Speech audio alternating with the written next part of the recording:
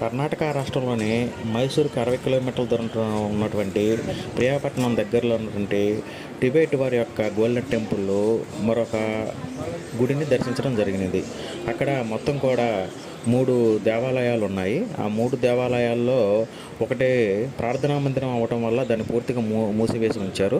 రెండవది మీకు ఇంతకుముందు వీడియోలో చూపించా కదా, ఆ ముగ్గురు బుద్ధుని విగ్రహాలు కలిగి ఉన్నటువంటి దేవాలయము. అలానే ఇది మూడోది.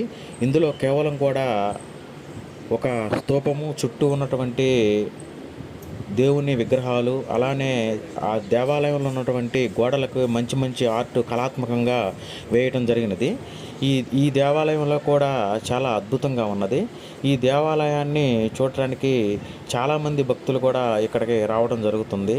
ఇది ఈ ప్రాంతంలో ఉన్నటువంటి కర్ణాటక రాష్ట్రంలో దీనిని టిబెట్ వారికి అప్పగించడం జరిగినది. ఇక్కడ వారు చాలా కుటుంబాలు చాలామంది నివసిస్తూ ఉన్నారు. వారి యొక్క జీవన ప్రమాణాలు కూడా మన భారతదేశంతో ముడిపడి ఉన్నాయంట. ఈ కర్ణాటక రాష్ట్రంలో ఇక్కడ వాళ్ళు చాలా ఏళ్ళుగా నివసించి ఉండటం వల్ల ఈ ప్రాంతం అంతా కూడా టిబెట్ వారితోటి, వారి షాపులు, వారి యొక్క ఇళ్లతోటి నిండిపోయి ఉంది. ఈ గోల్డెన్ దేవాలయం అనేది తప్పకుండా విజిట్ చేయాల్సినటువంటి ప్రాంతము. కర్ణాటక వస్తే తప్పకుండా మీరు కూడా విజిట్ చేయండి. Thank you.